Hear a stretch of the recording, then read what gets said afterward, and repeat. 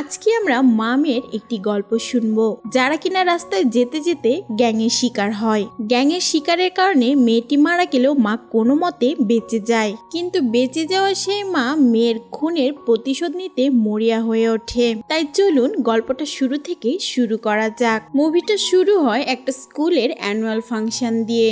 একটি মেয়ে তার বান্ধবীদেরকে নিয়ে সে স্কুলের প্রোগ্রামে প্রেজেন্টেশন করছিল এবং তার নাম ছিল দিয়া। দিয়া এবং তার বান্ধবীদের প্রজেক্ট সবার অনেক ভালো লাগে। এরপরে দিয়া তার প্রজেক্ট শেষ করে তার মায়ের কাছে যায়, যে কিনা স্টেজের পেছন সাইডে দাঁড়িয়ে ছিল। দিয়ার মায়ের নাম হলো বিদ্যা। বিদ্যা কিনা এই স্কুলেরই একজন টিচার। এরপরে আমরা দেখতে পাই রাজ্যের মুখ্যমন্ত্রী গোবর্ধনকে ডাকা হয় ভাষণ দেওয়ার জন্য। মুখ্যমন্ত্রী গোবর্ধন যখন ভাষণ দেওয়া শুরু করেন তখন আমরা দেখতে পাই তার ছেলে তার বন্ধুদের সঙ্গে নিয়ে এসেছে। দিয়ার তার বান্ধবীদের প্রজেক্ট ভালো হওয়ার জন্য মুখ্যমন্ত্রী তাদের অ্যাওয়ার্ড দিচ্ছে। তারপর অ্যানুয়াল প্রোগ্রাম শেষ হওয়ার কারণে দিয়ার তার মা বাড়ির দিকে রওনা হয়, কিন্তু তারা দুর্ভাগ্যবশত তারা রাস্তায় জ্যামে আটকে যায়। এরপরে বিদ্যা তার একটি বান্ধবী ঋতুকে ফোন করে। বিদ্যা তখন ঋতুকে জিজ্ঞেস করে, তুই এখান থেকে বের হওয়ার অন্য কোনো রাস্তা জানিস কিনা।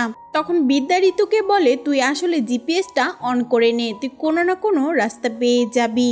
এরপরে বিদ্যা জিপিএস অন করে তার অনুসারে চলতে থাকে, কিন্তু বিদ্যা জানতো না তাদের গাড়ির পেছনে অপূর্বদের গাড়িটা রয়েছে। তারা বিদ্যার গাড়িকে অনেকক্ষণ ধরে ফলো করছিল।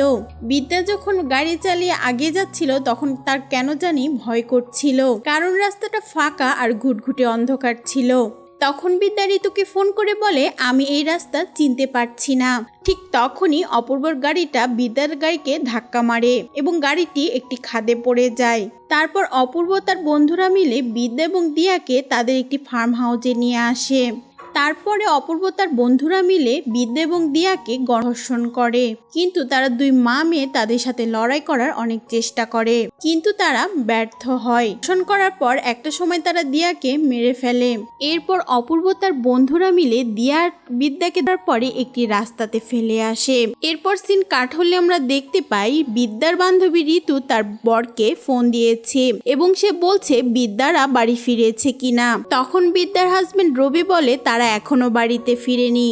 সিন কাট হলে আমরা দেখতে পাই যেখানে দিয়ার বিদ্যার বডি ফেলা হয়েছে তখন সেখানে পুলিশ ইতিমধ্যে পৌঁছে গেছে।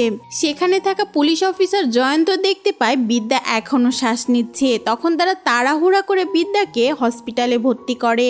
একটু পরে হাসপাতালের মধ্যে ঋতু আর রবি চলে আসে। পুলিশ তখন তাকে বলে, আপনাদের উচিত ডাক্তারের সাথে কথা বলা।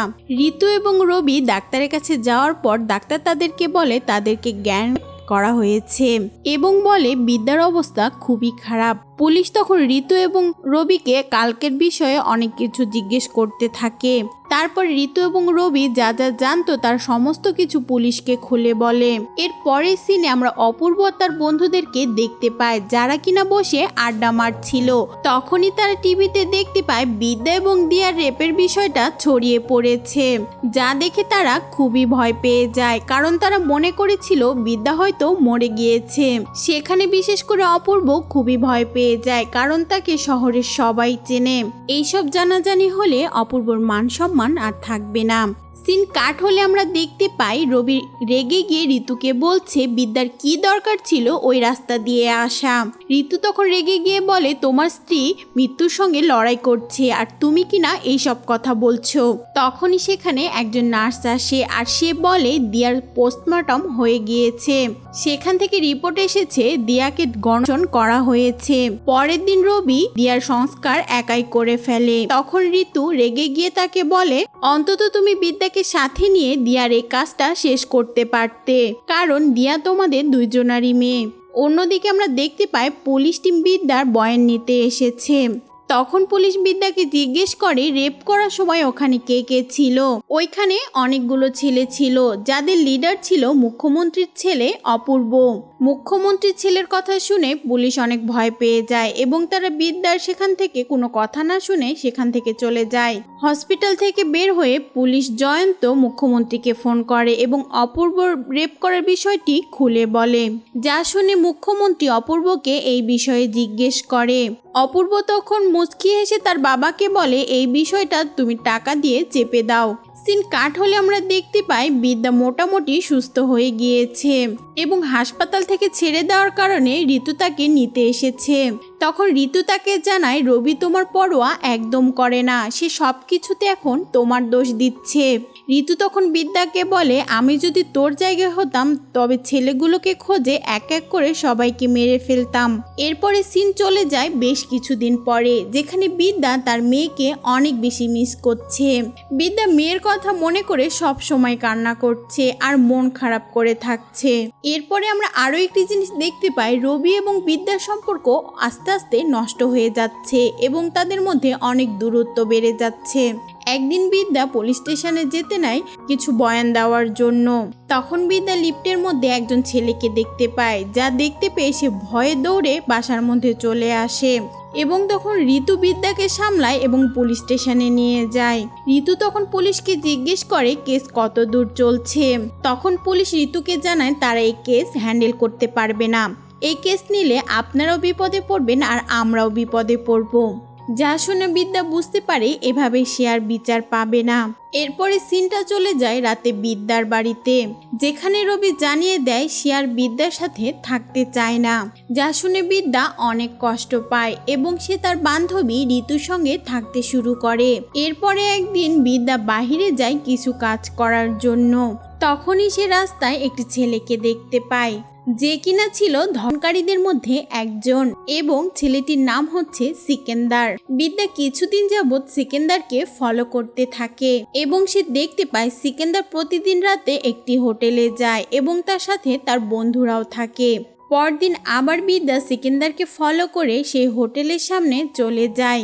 সিকেন্দার যখন হোটেলের ভেতরে চলে যায় তখন বিদ্যা বাইকের প্রথম চাকার নাট খুলে দিয়ে আসে। হোটেল থেকে সিকেন্দার বের হওয়ার পর বাড়ির উদ্দেশ্যে রওনা দেওয়ার সময় তার বিচ্ছিরিভাবে একটা অ্যাক্সিডেন্ট ঘটে যায় এবং সিকান্দার সেখানেই মারা যায়।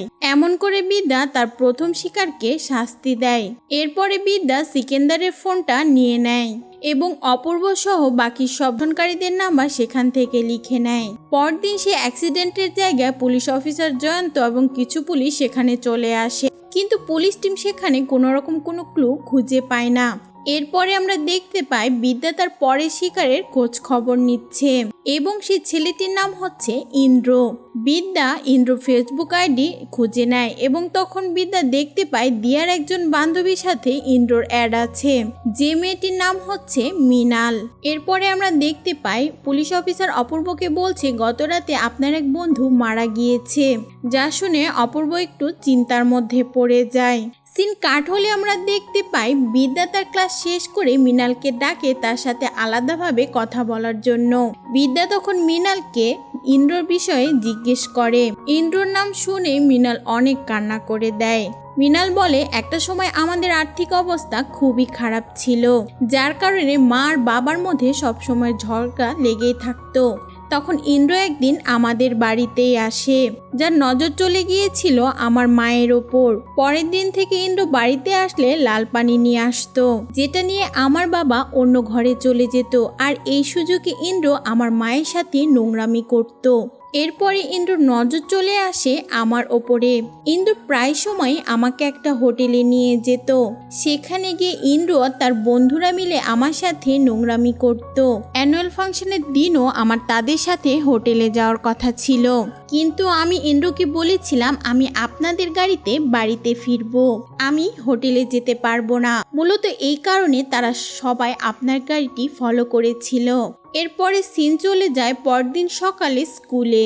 মৃণাল তখন বিদ্যাকে জানায় ইন্দ্র আজকে আমাকে নিয়ে হোটেলে যাবে। যা শুনে বিদ্যা বিষ দিয়ে ইন্দ্রকে মারার প্ল্যান করে এবং এইসব বিষয় নিয়ে সে ইন্টারনেটে রিসার্চ করতে থাকে। এরপরে সিন চলে যায় হোটেলের মধ্যে, যেখানে ইন্দ্র হোটেলে ঢোকা মাত্রই মৃণালের ওপরে ঝাঁপিয়ে পড়ে এবং তার সাথে নোংরামি করা শুরু করে। তখনই মৃণাল সেখানে ইন্দ্রকে বিষ খাইয়ে সেখানেই মেরে ফেলে, যে বিষটা মৃণালকে বিদ্যা দিয়েছিল। মৃণাল ইন্দ্রকে মারার পর বিদ্যাকে কল করে। একটু পরে পুলিশ সেই হোটেলে চলে আসে এবং ওই রুমের আশেপাশে চেক করতে থাকে এরপরে পুলিশ মৃণালের ফোন নিয়ে দেখতে পায় মৃণাল লাস্ট কথা বলেছিল বিদ্যার সাথে। পুলিশ তখন বিদ্যার কাছে যায় এবং এই বিষয়ে কথা বলতে থাকে। বিদ্যা বলে, মৃণাল আমার ছাত্রী, আমি যে কোনো সময় তার সাথে কথা বলতে পারি। এবং তারপরে সেখানে বিদ্যার বান্ধবী ঋতু চলে আসে এবং সেখান থেকে বিদ্যাকে নিয়ে সে চলে যায়। অন্যদিকে আমরা দেখতে পাই অপূর্ব আর তার বন্ধুরা মিলে আলোচনা করছিল আমাদের বন্ধুদেরকে আসলে মারছে কে। অনেক চিন্তা ভাবনা করার পর অপূর্বর সন্দেহ হয় বিদ্যাকে। এর জন্য অপূর্ব তার বন্ধুরা মিলে বিদ্যার হাজবেন্ড রবিকে ধরে আনে এবং অনেক মারতে থাকে। ছেলেগুলো তখন রবিকে বলে, তুমি তোমার ওয়াইফকে সাবধান করো, নয়তো তাকে আর তোমাকে আমি মেরে ফেলবো। পরদিন সকালে রবি বিদ্যাকে ফোন করে বলে, তুমি যা করছো সবকিছু ছেড়ে দাও, না হলে ওরা তোমাকে এবং আমাকেও খুন করে ফেলবে। কিন্তু বিদ্যা তার স্বামীর কোনো কথাই আসলে পাত্তা দেয় না। পরদিন সন্ধ্যাবেলা ঋতু আর বিদ্যা মিলে একটা রেস্টুরেন্টে যায়। যে রেস্টুরেন্টের মালিক ছিল ধর্ষণকারীদের মধ্যে একজন এবং সে ছেলেটির নাম ছিল হর্ষিত। বিদ্যা হর্ষিতকে দেখে চিনতে পারে এবং সে বাথরুমের মধ্যে চলে যায়। হর্ষিত বিদ্যাকে দেখা মাত্রই অপূর্বকে কল করে সবকিছু বলে দেয়। অপূর্ব তখন বলে, তুই ওকে আটকে রাখ, আমি ওখানে আসছি। হর্ষিত বাথরুমে গিয়ে বিদ্যার উপরে আক্রমণ করে বসে, কিন্তু বিদ্যার কাছে কলমের মতো দেখতে একটি ছুরি ছিল, যেটা দিয়ে সে হর্ষিতকে ওখানেই মেরে ফেলে এবং একটা ট্যাক্সি নিয়ে বিদ্যা সেখান থেকে পালাতে থাকে। তখন অপূর্বর এক বন্ধু কামরাং তার ট্যাক্সিকে ফলো করতে থাকে। কামরান তখন সজোরে তার ট্যাক্সিকে ধাক্কা মারে এবং তার ট্যাক্সি ড্রাইভারকে শুট করে সেখানেই মেরে ফেলে। কামরান যখন বিদ্যাকে শুট করতে যাবে তখন তার হাত থেকে পিস্তলটা পড়ে যায়। তখন বিদ্যা ওই পিস্তল নিয়ে কামরাংকে শুট করে দেয়। এরপরে বিদ্যা যখন বাড়িতে আসে তখন তার বান্ধবী ঋতু তাকে জিজ্ঞেস করে আসলে রেস্টুরেন্টের মধ্যে কি হয়েছিল। বিদ্যা তখন মনে সাহস নিয়ে সবকিছু ঋতুকে খুলে বলে। এরপর পুলিশ টিম রেস্টুরেন্টের সিসিটিভি ফুটেজ চেক করলে তখন তারা সেখানে বিদ্যাকে দেখতে পায়। একটু পরে পুলিশ অফিসার অপূর্বকে ফোন করে বলে, আপনার দুই বন্ধু কামরান এবং হর্ষিত দুজনেই মারা গিয়েছে। যা শুনে অপূর্ব অনেক ভয় পেয়ে যায়। পরের দিন পুলিশ অফিসার বিদ্যার বাড়িতে চলে যায়। তারপরে পুলিশ বিদ্যাকে জিজ্ঞেস করে, আজকাল যেখানে খুন হচ্ছে সেখানে আপনাকে আমরা দেখতে পাই। বিদ্যা তখন বলে, হতে পারে এটা কোনো কোইন্সিডেন্স। এরপর সেখানে ঋতু চলে আসে এবং সে পুলিশদের অনেক কিছু বলে সেখান থেকে বের করে দেয়। এরপরে অপূর্ব বিদ্যাকে মারার জন্য দুইটা লোককে ভাড়া করে, কিন্তু তারা বিদ্যাকে না পেয়ে ঋতুকে প্রচন্ড পরিমাণে মেরে যায়, যার কারণে ঋতুকে একদম মুমূর্ষ অবস্থায় হসপিটালে ভর্তি করে। তখন বিদ্যা মনে করে কি ধর্ষণকারীদেরকে তাড়াতাড়ি মেরে ফেলতে হবে। বিদ্যার পরের টার্গেট ছিল অপূর্বর আরেক বন্ধু সুফি, যে কিনা একজন প্রপার্টি ডিলার। এরপরে বিদ্যা এক ফেক অ্যাকাউন্ট খুলে সুফিকে জমি কেনার নাম বলে তার সাথে দেখা করতে বলে। সুফি তার বন্ধু তার ছুট্টি মামাকে নিয়ে বিদ্যার সঙ্গে দেখা করতে যায়। ছুট্টি মামা ছিল ধর্ষণকারীদের মধ্যে একজন। সুফি বিদ্যার সাথে দেখা করতে যাওয়ার পর সে বিদ্যাকে দেখে অনেক ভয় পেয়ে যায়। বিদ্যা যখন সুফিকে গুলি করতে যাবে ঠিক তখনই সুফি তাকে বলে, তুমি আমাকে মেরো না, আমি পুলিশের কাছে নিজের থেকে সবকিছুই বলে দেব। এই কথা শুনে বিদ্যা সুফিকে রেখে সে ছুট্টি মামার এখানে চলে আসে। ঠিক তখনই সুফি উপর থেকে ঝাঁপ দিয়ে তা করে নেয়, কারণ তাকে বিদ্যা ছেড়ে দিলেও অপূর্ব কখনো ছাড়বে না। এইসব দেখে ছুট্টি মামা তার গাড়ি নিয়ে সেখান থেকে পালাতে থাকে। গাড়ি চালানোর সময় ছুট্টি মামা পেছন দিকে তাকিয়ে দেখতে থাকে বিদ্যা তাকে ফলো করছে নাকি। ঠিক তখনই অন্য দিক থেকে ট্রাক এসে তাকে পিষ্ট করে মেরে ফেলে। এরপরে সিন চলে যায় মুখ্যমন্ত্রীর বাড়িতে, যেখানে মুখ্যমন্ত্রী অপূর্বকে বলছিল হোলিটা যেতে দাও, তারপরে আমরা বিদ্যার একটা ব্যবস্থা করে নেব। এরপরে মুখ্যমন্ত্রী পুলিশ অফিসারকে ফোন করে বলে, হোলি শেষ না হওয়া পর্যন্ত তোমরা বিদ্যাকে আটকে রেখো, না হলে সে অপূর্বকে মেরে ফেলবে। এরপর পুলিশ টিম বিদ্যার বাড়িতে যায় বিদ্যাকে খোঁজার জন্য, কিন্তু তারা সেখানে বিদ্যাকে খুঁজে পায় না। এরপরে হোলির দিন চলে আসে, যেখানে মুখ্যমন্ত্রীর বাড়িতে অনেক বড় আয়োজন করা হয়েছে এক হোলির, এবং সে গার্ড দিয়ে রেখেছে যেন বিদ্যা বাড়িতে প্রবেশ করতে না পারে। কিন্তু বিদ্যা সবার চোখ এড়িয়ে সে মুখ্যমন্ত্রীর বাড়িতে ঢুকে পড়ে, যেখানে মুখ্যমন্ত্রী এবং অপূর্ব দাঁড়িয়ে কথা বলছিল। বিদ্যা তখন সময় নষ্ট না করে মুখ্যমন্ত্রীকে গুলি করে মেরে ফেলে।